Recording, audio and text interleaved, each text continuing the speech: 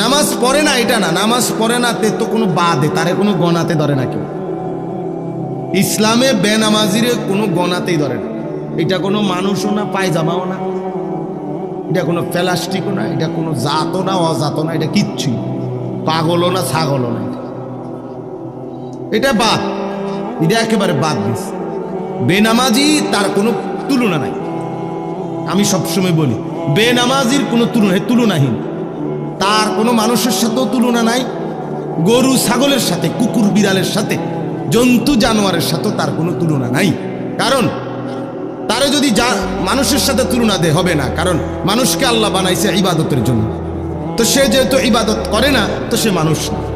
তারে জানোয়ারের সাথেও তুলনা দেওয়া যাবে না, কারণ জানোয়ার প্রতিবাদ করে বলবে আল্লাহ আমার সাথে তারে তুলনা দিল কেন, আমারে তো আপনি সেজদা দিতে বলেন নাই, এই জন্য আমি কুকুর সেজদা দেই নাই, কিন্তু ওরে তো আপনি সেজদা দিতে বলছেন, তবুও সে দিচ্ছে না, তো আমার লগে তার বললো কেমনে? কথা বলেন নাই? কুত্তারে তো সেজদা দিতে কয় নাই, গরুরে তো বলে নাই। তাইলে বেনামাজি মানুষের লগেও তার তুলনা হয় না, ছাগলের লগেও তার তুলনা হয় না, কুকুর বিড়ালের সাথেও তার তুলনা হয় না, তার কোনো তুলনা নাই। হে তুলনাহীন, হে কি বলে হেরে হেরে জিঙ্গান, তুই কি তা তুই কর, আমি কি লেগে করতাম? আমি তো ফাই না, তোমার কি করতাম? তোমার কি প্লাস্টিক করলে ভালো হয়, না পলিথিন করলে ভালো হয়, না হাফ প্যান্ট, না ফুল প্যান্ট? আমি এটা পাই না, না পাইলে আমি করতে পারি। আপনি কি আমার জোর করে কয়বেন? আমি তো জানি না। এই জন্য বেনামাজির কোনো পরিচয়ই নাই। তো নামাজ পড়ে কিন্তু অলস ভাবে, খামখেয়ালি করে, আল্লাহ বলছে এটা মুনাফিক, এটা মুনাফিক।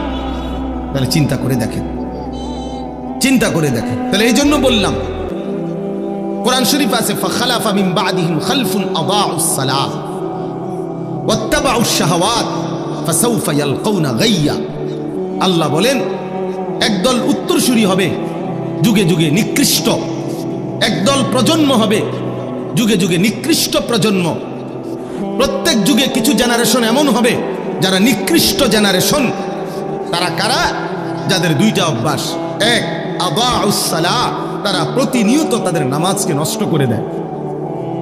এখানেও নামাজ পড়ে না এটা না, তাফসীরে মাআরিফুল কোরআন এটার ব্যাখ্যা আছে।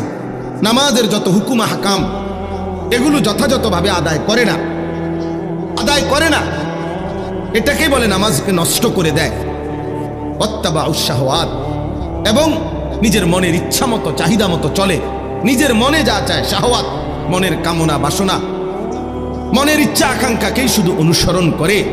আল্লাহ বলেন এমন নিকৃষ্ট প্রজন্ম, প্রত্যেক যুগের এই নিকৃষ্ট মানুষগুলোকে আমি আল্লাহ জাহান্নামের সবচেয়ে নিকৃষ্ট গর্ত, সবচেয়ে বেশি আযাবের গর্তের নাম হলো গাই। এই গাই নামক গুহার মধ্যে, গর্তের মধ্যে জাহান্নামে তারে ছুঁড়ে মারবে। ফাসাউফা ইয়ালকাউনা গাইয়া। তাইলে আল্লাহ তাআলা বলছেন বাপ যে নামাজ নষ্ট করে, সুন্দরভাবে নামাজ পড়ে না, সে নিকৃষ্ট জেনারেশন। কোন রকম বললে হইতো না, আমরা আমাদের দেশের সাধারণ আও মাইতো না চাই হুজুর, আমরা কোনো আপনার লগে ফাইতাম না, আপনার গমত কোন রকমে আল্লাহ বিল্লাহ করে কুদুর কবরে না যাওন কা। আপনারে কে বলছে কোন রকমে কবরে যাই? আপনি কোন রকমে দুনিয়ার থাকেন, আরো দুগা আপেল খাইতেন পারেন, কোন রকমে দুনিয়ায় থাকেন, আরো দুই খিলি পান খাইতেন পারবেন। কান কোন রকমে চেষ্টা করে টাঙ্গাইয়া থুয়ে রাখতো কনফলাইন, যে কোন রকমে দুনিয়াতে রাখিস, আমার কবরে দিস না। কবরে কোন রকম যাইতে বলে নাই, আপনি বললে হবো নাকি? কবরে বলছে পূর্ণ ইমানদার হইয়া যাইতে, কবরে বলছে পূর্ণ মুসলমান হয়ে যেতে, কোন রকম যাইতে বলছে আপনার মিয়া। তা আপনি দেখুন কোন রকমে আল্লাহ বিল্লাহ করে কবর যাইতে লেগেছে, কোন রকমে যাবেন কেন? আল্লাহ বিল্লাহ কোন রকমে করবেন কেন? আল্লাহ তো আল্লাহ, এটা আবার কোন রকম কি? এই জন্য এটা বললাম আর কি, অনেক আয়াত দিয়া দলিল দেওয়া যাবে, যেখানে কথা বোঝারে উদ্দেশ্য কোনো আমল কবুল হওয়ার জন্য কোরআন সুন্নাহ মতে বিশুদ্ধ হইতে হবে। যেমন একটা উদাহরণ দিলাম, নামাজ। অসংখ্য মুসল্লি আপনারা নামাজ পড়েন খামখেয়ালি, ঠিক মতো রুকু সেজদা উজু গোসল হয় না। 4 রাকাত সুন্নত নামাজ পড়ে 1 মিনিটও লাগে না, 1.5 মিনিটও লাগে না।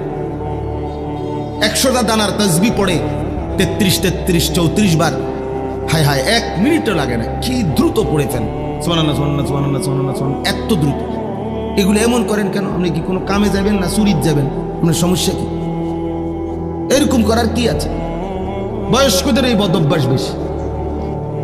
নওজোয়ান তো তসবি পড়েই না, আর বয়স্ক যেগুলা পড়ে এরা এরকম করে শুধু, মানে একটা মিনিটের মধ্যে এটারে মনে করে যত দ্রুত শেষ করতে পারবো তত নেকি। না না, যত আস্তে, যত যত্ন করে, যত শুদ্ধ করে, যত ধীরে ধীরে পড়বে তত নেকি বেশি। কোরআন হাদিসে আছে কিয়ামতের দিন। এই ভাই এই লাইট এটা নেবেন, এই লাইট, এই এটা অপদার্থ কথা। এই আল্লাহ তাআলা বলেন, হাদিসে আছে আল্লাহ তাআলা বলবেন কিয়ামতের দিন, ইকরা ওয়ারাত্তিল ইকরা ওয়ারতাকি ইউকালু লিসাহিবিল কোরআন।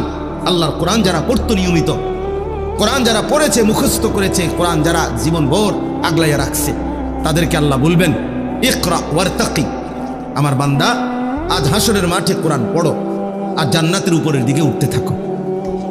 তবে ওয়ারাত্তিল কামা কুনতা তুরাত্তিলু ফিদ দুনিয়া, এভাবে পড়ো ধীরে ধীরে, তার তিলের সাথে, যেভাবে তুমি দুনিয়াতে আস্তে আস্তে ধীরে ধীরে সুন্দর করে পড়েছিলে আমারে খুশি করার জন্য, আজ এভাবে পড়ো।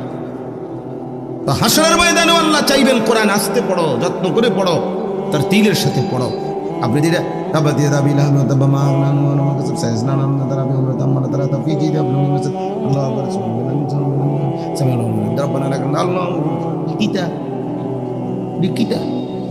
নামাজ মস্কারি না করলেন, এগুলো মস্কারি না করলেন, এরকম নামাজ আপনাদের কে বললো? এটা আল্লাহ তাআলা তো বলছে এটা মুনাফিকের নামাজ, নবী তো বলছে এটা মুনাফিকের নামাজ, আল্লাহ তো বলছে আরে জাহান্নামে ছুঁড়ে মারবো আমি। এই জন্য বাপ, এক নাম্বার হলো শুদ্ধ হওয়া, শুদ্ধ হওয়া, বিশুদ্ধ হওয়া, বিশুদ্ধ হওয়া এটা জরুরি, বিশুদ্ধ হওয়া জরুরি। দুই নাম্বার হলো, এই কথাটা বলেই শেষ করছিলাম, এটা এই প্রসঙ্গটা, যে আল্লাহর কাছে কবুল হওয়ার জন্য দুই জিনিস জরুরি। এক, কি হওয়া? বিশুদ্ধ হওয়া। বলেন তো কি হওয়া? আবার বলে, কিসের আলোকে বিশুদ্ধ হবে? কোরআন সুন্নাহর আলোকে। কিসের আলোকে? কোরআন সুন্নাহর আলোকে বিশুদ্ধ। আমনের তো বড় সুন্দর লাগে না, আমনের তো সুন্দর লাগবে হইতো না, আমনের তো সুন্দর, অসুবিধা কি? না অসুবিধা আছে, কোরআন সুন্নাহর আলোকে হইতে হবে। আমনের থেকে সুন্দর লাগলে হবে না, আপনার থেকে সুন্দর লাগলে হবে না। রাসূলুল্লাহ সাল্লাল্লাহু আলাইহি ওয়াসাল্লামের সুন্নাহ এটার মাধ্যমে হইতে হবে। আচ্ছা, তো দুই নাম্বার হলো যেটা বলতেছিলাম, প্রত্যেকটি আমল আল্লাহর কাছে কবুল হওয়ার জন্য দ্বিতীয়টা শর্ত হলো বাধ্যতামূলক আল্লাহর জন্য হওয়া, ইখলাস। আল্লাহর জন্য হইতে হবে। আমল শুদ্ধ ঠিক আছে, কোরআন শরীফ পড়াও সুন্দর ঠিক আছে, কিন্তু মানুষকে দেখানোর জন্য, লোক দেখানো, মানুষকে খুশি করাই মাকসাদ, টাকা রোজগার করাই মাকসাদ, দুনিয়া কামাই করাই মাকসাদ। আল্লাহ আমারেও মাফ করেন।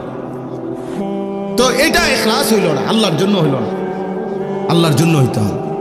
ইন্না সালাতি ওয়া নুসুকি ওয়া মাহইয়ায়া ওয়া মামাতি লিল্লাহি রাব্বিল আলামিন। নিশ্চয়ই আমার নামাজ, আমার সমস্ত ইবাদত, আমার জীবন, আমার মরণ শুধুই মহান আল্লাহ পাক রব্বুল আলামিনের জন্য। লিল্লাহ, কার জন্যে? লিল্লাহ, আল্লাহর জন্য, আল্লাহর জন্য। ওয়ালিল্লাহি আলান নাসি হিজ্জুল বাইত মান ইসতাতা ইলাইহি সাবিলা। আল্লাহ নিজে বলছে তোমাদের সামর্থ্যবানদের উপরে আল্লাহর ঘরের হজ আল্লাহর জন্য ফরজ করা হলো। এই আল্লাহর জন্য। কার জন্যে? ওয়ালিল্লাহি, ওয়ালিল্লাহি, আল্লাহর জন্য। নবীজি বলছে মান আহাব্বা লিল্লাহ ওয়া আবগাদা লিল্লাহ ওয়া আ'তা লিল্লাহ ওয়া মানাআ লিল্লাহ। যে আল্লাহর জন্য কাউকে ভালোবাসলো, যে আল্লাহর জন্য কারো বিরোধিতা করলো, যে আল্লাহর জন্য কাউকে কিছু দান করলো, যে আল্লাহর জন্য কাউকে কিছু দিল না গুনার কাজে, যে আমার আল্লাহ নারাজ হবে, আমি এই গুনাহের কাজে তোমাকে দেব না। আল্লাহ রাসূল বলেন এই যে আল্লাহর জন্য করলো, লিল্লাহ লিল্লাহ লিল্লাহ, চারবার বলছে নবী শব্দটা। মান আহাব্বা লিল্লাহ ওয়া আবগাদা লিল্লাহ ওয়া আ'তা লিল্লাহ ওয়া মানাআ লিল্লাহ। আল্লাহর জন্য। লিল্লাহ মানে কি? ওই যে লিল্লাহ বোর্ডিং কোন এই শব্দটা আর কি, লিল্লাহ, আল্লাহর জন্য।